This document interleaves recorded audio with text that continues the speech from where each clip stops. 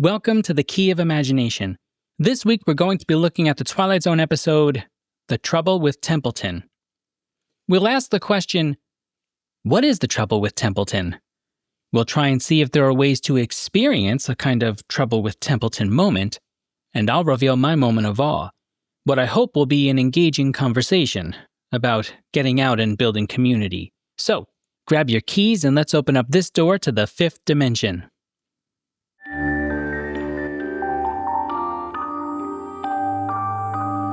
You unlock this door with the key of imagination. Booth Templeton is an experienced thespian with a rich history of successful plays and performances. But as of late, his best performances seem to be acting like he cares about the state of his life. He feels weary and past the point where the future can offer him anything other than mere existence. All he has left are the memories of his lost love, Laura, and all the good times they had together. And yet he marches on, preparing himself for the opening rehearsal of a new play. But when he arrives late to the theater, he's greeted by a young director who does not care about the name Booth Templeton, nor does he care about his past success as the lead in multiple plays. Templeton has gone from dressing up to being dressed down, and what's worse is that this is happening in front of everyone. Overwhelmed, Booth heads straight for the exit, where he opens up the door to find a clamoring audience, waiting to congratulate Mr. Booth Templeton for his wonderful talent. But something is off about this. It isn't long before he realizes that by some magical feat, he has exited not just the theater, but the year 1960, and has somehow wound up back in 1927. When he's told that his wife Laura is waiting for him at their old speakeasy spot, he can't believe it. And yet, there she is, along with his good friend Barney. Templeton desperately tries to get Laura to stop partying and listen to what he has to say, but she's having none of it. A smack to the face sends the final message. We don't want you here, Templeton. He can only stumble his way out of the building. Lost for words, he removes some papers from his pocket that he snatched from Laura as he was trying to get her attention. A script. Each line and action written as it was performed in the speakeasy. Laura and his friends were acting. They were forcing Templeton to get out of the past. Booth returns to the theater in 1960 and sets the young director straight about professionalism in the workplace, but he is excited to work with the young man and to get started with rehearsal. With a new appreciation for the present and future, Templeton takes his seat at the table. He will now reserve his acting for the stage. The Trouble with Templeton is directed by Buzz Kulik, and he did a wonderful job staging this. The teleplay is written by E. Jack Newman. As for our cast, we have Brian Ahern as our main protagonist, Booth Templeton. Charles Carlson plays friend Barney Pfluger. Sidney Pollack is our young director, Arthur Willis. King Calder is our play financial backer, Sid Sperry. And I want to give a special nod to Pippa Scott, who plays Laura. She actually just recently passed away this past May 2025. I'll talk a bit more about her and one of my favorite scenes in the entire Twilight Zone series in my rating section. The episode first aired on December 9th, 1960. As for our tidbits, there are some interesting items in Martin Graham Jr.'s Unlocking the Door. I don't normally point out faux pas, mostly because I make plenty of my own. But I do think this one is silly enough that it's fine. When Templeton interrupts Laura's dancing the first time in the speakeasy, you can clearly see that he breaks the set of pearls that she's wearing. However, when she starts to dance again on her own, you can magically see that the pearls are together again. No criticism from me. I just think it's a funny little human moment. Question 1. What is the real trouble with Templeton? I'm going to make what I hope is a rather thoughtful argument here for this term, the real problem with Templeton. That being said, it would be foolish of me not to admit that there are myriad problems at play here. And so when I say the real problem, I'm really trying to organize a complex issue into something fairly manageable. In this case, I want to highlight just two particular problems that seem paramount to discuss in relation to the trouble with Templeton. One of the first concrete issues that we see is the troubling relationship that he has with his current wife. She's openly flirting with a guest of the house, right out in clear sight. This is not only disrespectful in the sense that she's clearly having an affair, but the way that she's doing it, so openly defiant, indicates that she has very little respect for Templeton's feelings or his sense of pride. She knows that he isn't going to do anything about it, so why hide it? And Templeton somewhat proves this to be true. He tells his assistant, Mrs. Templeton is not very discreet these days. But to be fair to her, in this same scene, Booth gives us a bit of a revelation. He says, when a man my age marries a woman her age, he gets exactly what he deserves. To me, the big takeaway from that revelation is that he married her to be in close proximity to youthfulness, but there doesn't seem to be much more than that to connect him to her. In other words, love does not seem to have been his primary motivator, although it might have been there at one point. Now, it's obvious that Mrs. Templeton's actions bother Booth, but he doesn't seem to want to do anything about it. He simply allows it to happen. What this indicates to us is a complete loss of self-worth. I read a fascinating peer-reviewed article by Patrick W. Corrigan et al. That breaks down a psychological concept known as the why try phenomenon. It's important to note that the authors are looking at individuals with diagnosed mental health concerns. However, I do think that the results can help many people deal with what can be quite a debilitating feeling.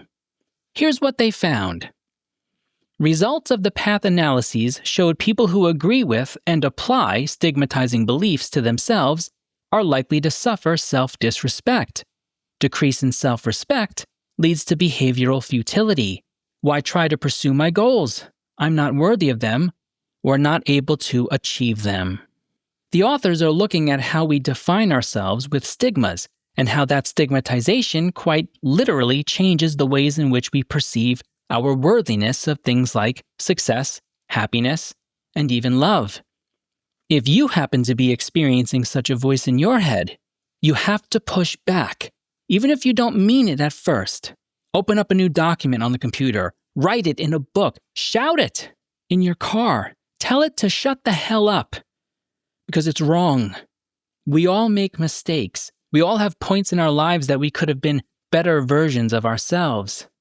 That doesn't make us unworthy of what is our birthright as human beings: integrity, joy, and self-worth. Keep repeating it until it finally becomes the dominant voice you hear.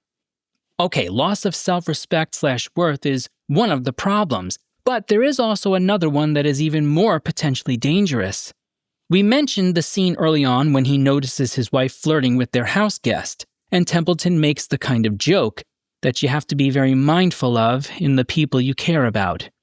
He takes his medicine and then says to his assistant, perhaps she, meaning his wife, is waiting for the day when these won't do what they're designed to do, meaning the pills that are helping him stay healthy and alive.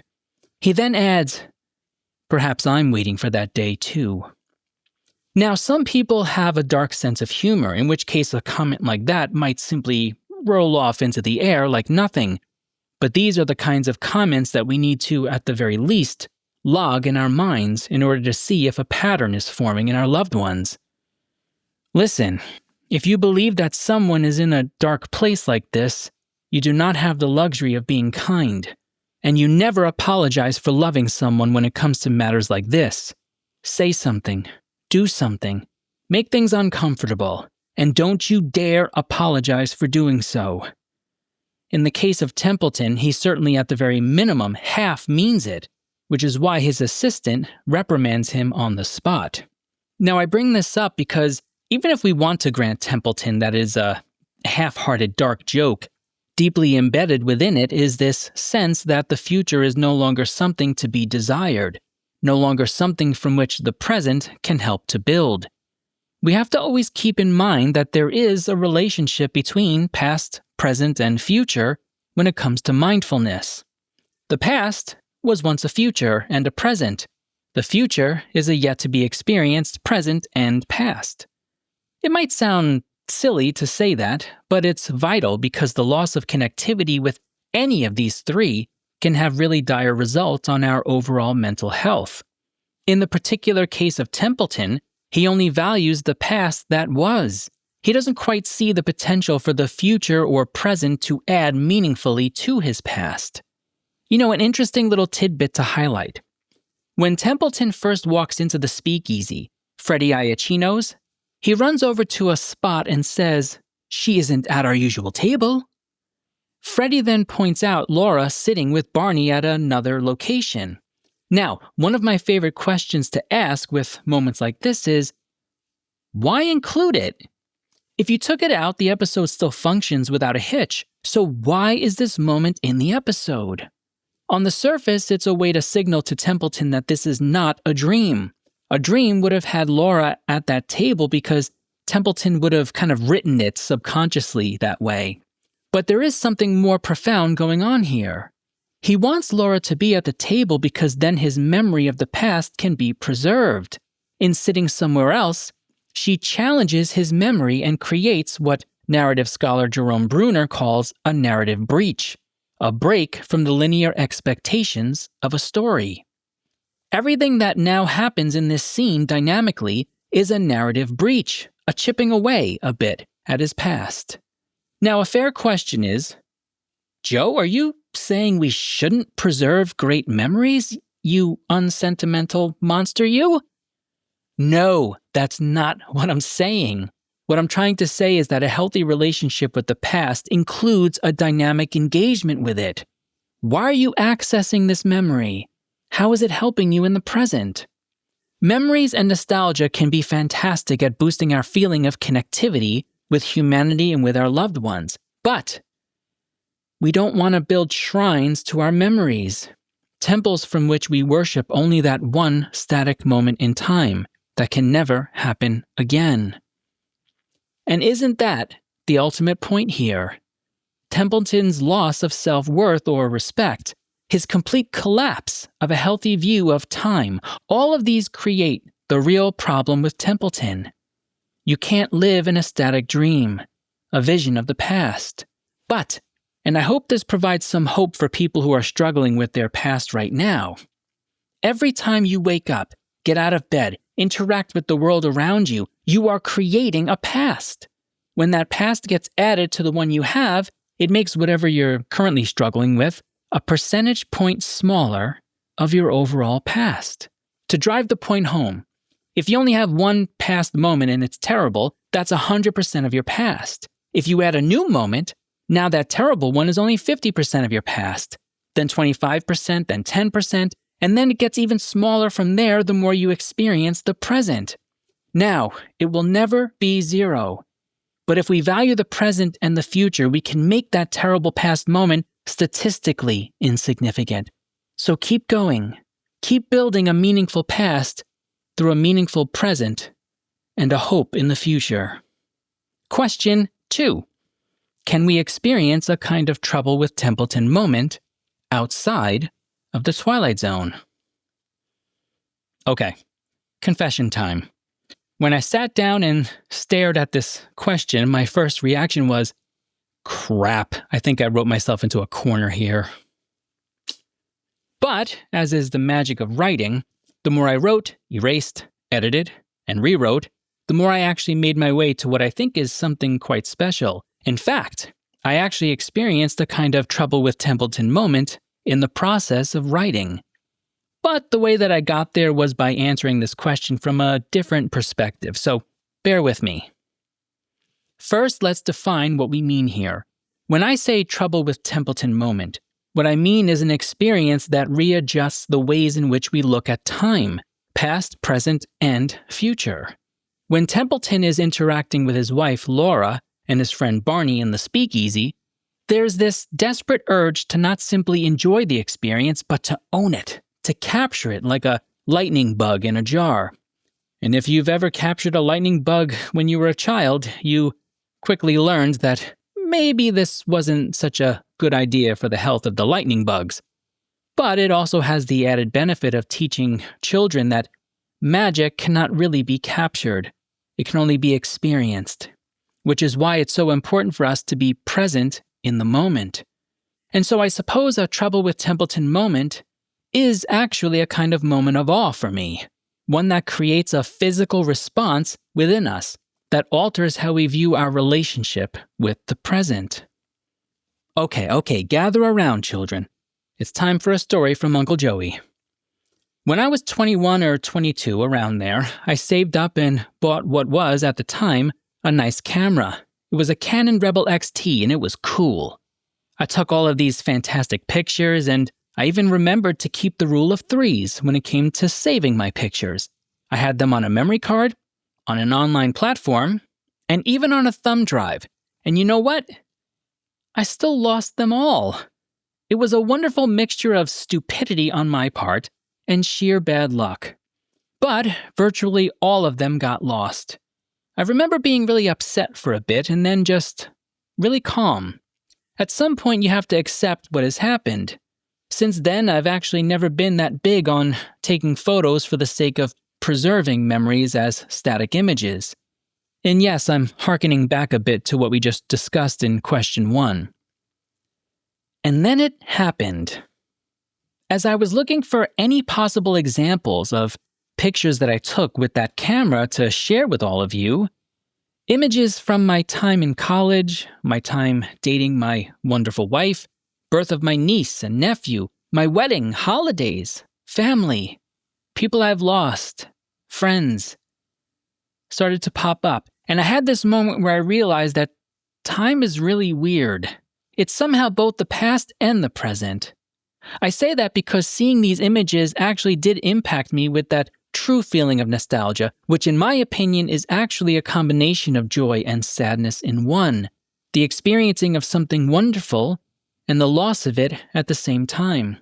And yet I thought about the things that I have in the present. Thank God, my wonderful wife, my colleagues and students, and all of you out there even, and this show that I enjoy doing. And I realized that we can have a kind of trouble with Templeton moment. We can think about memories or experience moments of the past, and they can be wonderful. But we can't stay there, and we can't worship them. As I stared at this one particular image of me and my wife on one of our first dates a long time ago now, I felt that mixture of nostalgia. And then I realized, stupid, she's right upstairs. Go see her. This is the trouble with Templeton moment. I was staring at my computer for a couple of hours, poring over these images and memories, and yes, it was incredibly moving. But it did also almost trap me for a brief time in this overwhelming feeling of loss, that these moments, these feelings, and yes, even some of these people are not going to be experienced again. But, and here is the crucial part, I was able to snap out of it when I thought about this Twilight Zone episode. At the end of The Trouble with Templeton, Booth tells the young director the following: "I've just had a most remarkable experience, young man. I couldn't possibly expect you to comprehend it, but I'm going to tell you about it anyway. Someday." There's one more part to this trouble with Templeton moment. I think when we experience this kind of phenomenon, we desperately want to tell someone. We want to reach out to another human being. I reached out first to my wife and told her about it. And now I'm telling all of you. Let your memories, even the ones that might be a bit sad, help to shape a better present and future. Let it renew your spirit and trust in humanity, just like it did for Booth Templeton. And yes, even me. Question 3. What are your moments of awe? There is another theme in this episode that is, in my opinion, incredibly important, and I actually just touched upon it a few moments ago. Templeton is not simply longing for the past. He's disconnected from the present, from the communities in which he belongs. Toward the beginning of the episode, he's hesitant about joining the table of actors. Yes, one of the major reasons for that is because the director is throwing his weight around a bit and yelling at everybody, but there is a hesitancy there as well to engage with his colleagues. However, if you watch the ending of the episode, as Serling is giving his closing monologue, Templeton is actively walking over to the other actors and people involved to shake their hands and say hello. He even gives a friendly hug and kiss on the cheek to a friend. Now, for a few years now, I've been genuinely thinking about the word meaning, as in, what does it mean to have a meaningful existence? And I think engagement plays a big role in this puzzle.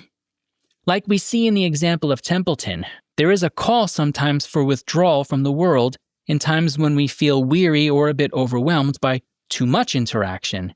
But, and here is the awe part, there is something magical about being with a group of people who have a similar interest or experience or even hurdles to jump over, sharing laughs and talking about the past, present, and the future.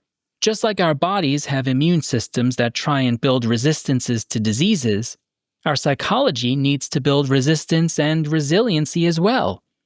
The next time you have an opportunity to engage with a group of people of similar interests, say a particular sci-fi fantasy show from the late 1950s and early 60s, suppress the voice inside you that says, "That's too much work, and you're too tired." Instead, go! Engage with humanity. We need communities now more than ever, and those communities likely need you as well.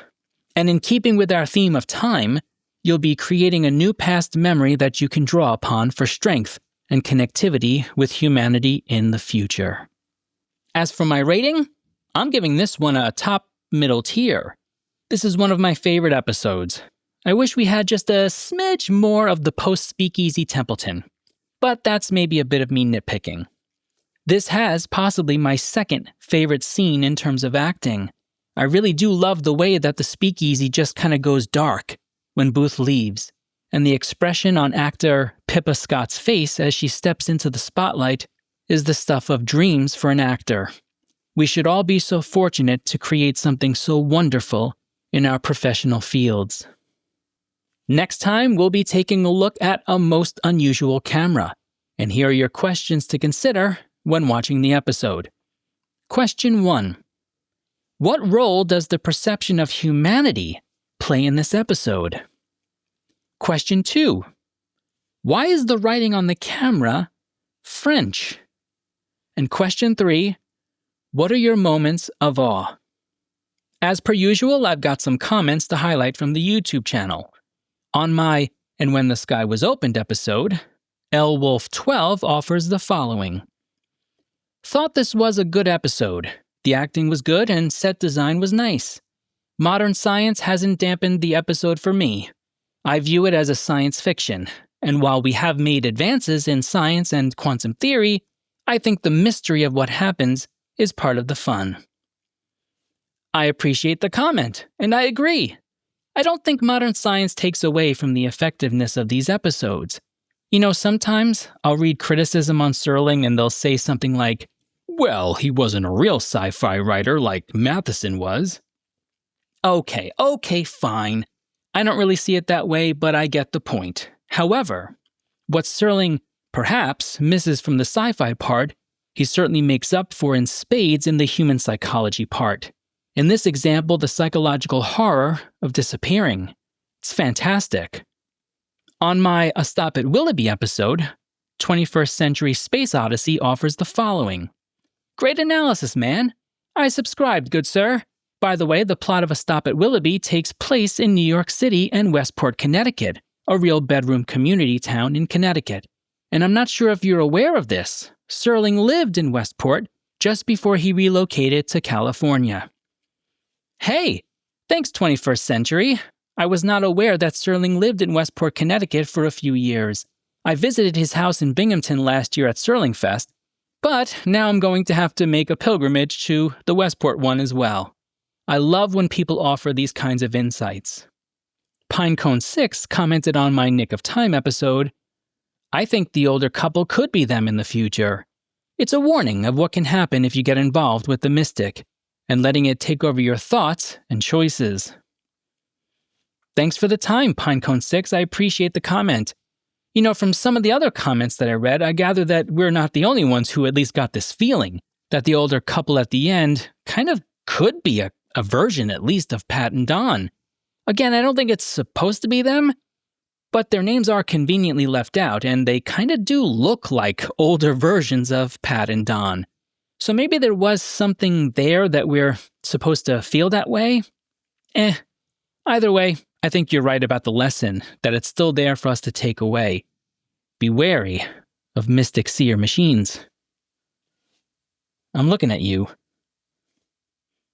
If you enjoyed the show and want to support our journey through the Twilight Zone, consider subscribing, liking, and sharing the show with a friend.